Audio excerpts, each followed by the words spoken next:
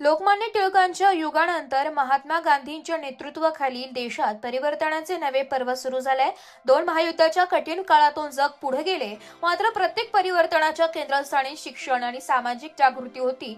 जो समाज शिक्षण घेत नाही, विचार करत नाही आणि सामाजिक क्रांती घडवत नाही, तो कधीच सक्षमपणे उभा राहू शकत नाही, असे परखड प्रतिपादन ज्येष्ठ विचारवंत तथा साहित्यिक उत्तमराव कांबळे यांनी केले।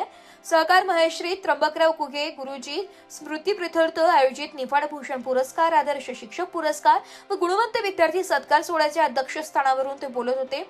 उत्तमराव कांबळे पुढे म्हणाले की समाज परिवर्तनाची सुरुवात शिक्षणातूनच होते। सत्यशोधक विचारसरणीचे समाजाला आत्मपरीक्षणाची आणि परिवर्तनाची दिशा दिली आहे। बदलत्या काळानुसार विचारही बदलले पाहिजेत, मात्र समाजहिताचा मूलभूत धागा कायम राहिले पाहिजे। सलग 27 वर्षे एखाद्या संस्थेचे नेतृत्व करणे ही अत्यंत मोठी जबाबदारी असून समाजाचा विश्वास जपत संस्था पुढे नेणे हे खरे नेतृत्व असल्याचे त्यांनी सांगितले। सहकार महेश्री त्र्यंबकराव कुगे गुरुजी यांच्या कार्यातून शिक्षण, सहकार आणि समाजसेवेचा आदर्श उभा राहिल्याचंही त्यांनी नमूद केलंय।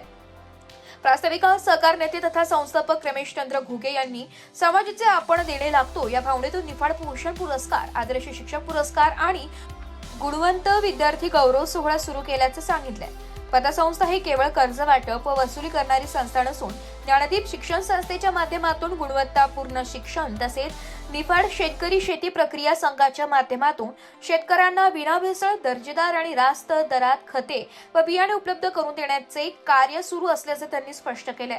कार्यक्रमात तालुक्यातील 5 आदर्श शिक्षकांचा गौरव करण्यात आलाय।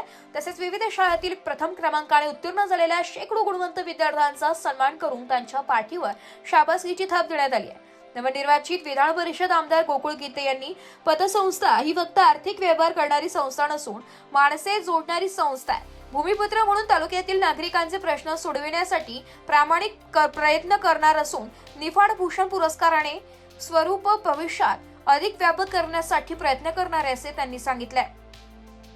पुरस्कार हे केवळ सत्काराचे व्यासपीठ न राहता समाजात वैचारिक संवाद घडविणारे व्यासपीठ बनले पाहिजे असेही त्यांनी नमूद केले। आमदार दिलीपराव बनकर म्हणाले, मला आजवर 17 पुरस्कार मिळाले, मात्र माझ्या मतदारसंघातील जनतेने दिलेला हा सन्मान माझ्यासाठी सर्वात मोठा आहे। शेतकरी हित डोळ्यासमोर ठेवून काम करत 155 एकर क्षेत्रफळ असलेल्या कृषी उत्पन्न बाजार समितीच्या विकासाला नवे स्वरूप दिले। राजकारण निवडणुकांपुरते असते, समाजकारणात मात्र दुसऱ्यांचे चांगले करता येत नसेल तर त्यांचे वाईटही करू नये हा माझा जीवन मंत्र आहे। यावेळी महाराष्ट्र गोवा बार असोसिएशनचे सदस्य ॲडव्होकेट जयवंतराव जयभावे व नवनिर्वाचित विधान परिषद आमदार गोकुळ गीते यांचा विशेष सत्कार करण्यात आलाय। कार्यक्रमास आमदार Satyajit Tambe, Hemant Dhatrak, Rambhau Malote, Vishwas More, Yatin Kadam, Digambar Gite, Bhaskarrao Bankar, Dilip More, Rajaram Dhanwate, Satish More, Shankarrao Wagh, Rajendra Dokle, Prakash Dayma, Vaikunth Patil, advocate Indrabhan Raite, Bapusaheb Kunde, Anil Patil Kunde, doctor Atmaram Kumbharde, Deepak Borse, Siddharth Vanarse, Bapu Patil, Shiva Patil Gadakh, advocate VN Hadpe, N Annasaheb Bhosale, advocate Prabhakar Kedar तसेच पतसंस्थेचे पदाधिकारी, संचालक, अधिकारी, कर्मचारी आणि विविध क्षेत्रातील मान्यवर उपस्थित होते। कार्यक्रमाचे सूत्रसंचालन सुहास सुरळीकर यांनी केले। श्री सहकारी पतसंस्थेच्या 21व्या वर्धापन दिनाच्या निमित्ताने या ठिकाणी त्याचप्रमाणे त्र्यंबकरावजी घुगे गुरुजी यांच्या पुण्यतिथीच्या निमित्ताने हा जो कार्यक्रम आयोजित केला, त्या संस्थेचे चेअरमन आमचे सहकारी रमेश अण्णा यांचे व्हाईस चेअरमन, सर्व संचालक मंडळ दरवर्षीप्रमाणे या ठिकाणी कार्यक्रम घेतात। शिक्षकांना त्या ठिकाणी पुरस्कार देतात, विद्यार्थ्यांना पण पुरस्कार देतात आणि माझ्या या निफाड तालुक्यात लोक करत असताना बाजार समितीच्या माध्यमातून गेली 27 वर्षापासून सभापती म्हणून काम करत असताना निफाड भूषण पुरस्कार त्यांनी दिला। निश्चितच अतिशय चांगलं काम या संस्थेच्या माध्यमातून त्या ठिकाणी सुरू केलेलं आहे आणि शिक्षण क्षेत्रात सुद्धा त्यांनी काम सुरू केलं।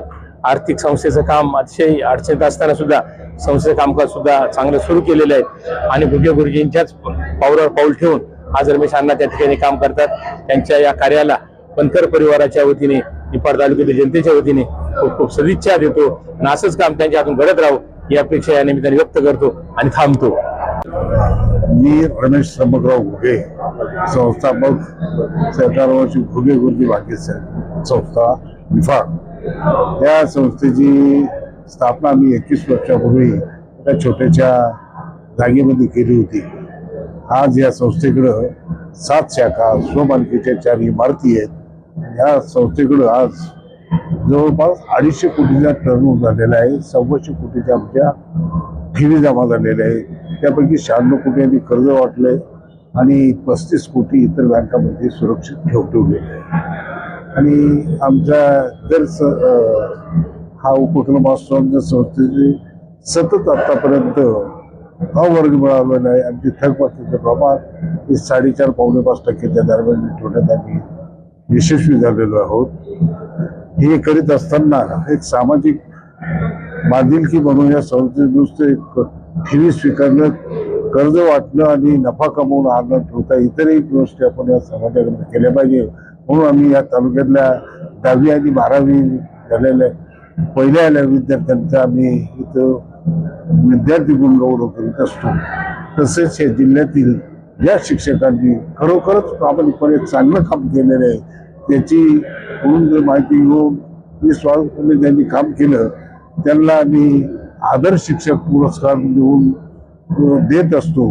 आणि तसेच दर वर्षाआड या लोकांनी सहकार, शिक्षण आणि सरकाराच्या माध्यमातून चांगलं काम केलेलं आहे त्यांच्या योगदानातून आपण उतरावू न करता निफाड भूषण पुरस्कार देऊन त्यांना सन्मानित करत असतो. हे करत असताना संबंध तालुक्यातल्या लोकांच्या आता ते जिल्हा कार्यक्षेत्र आमचं सर्वांचं आम्हाला सहकार्य मिळत राहतं आणि यापुढे मिळत राहील अशी मी ब्युरो रिपोर्ट, नाशिक लोकशाही न्यूज, नाशिक.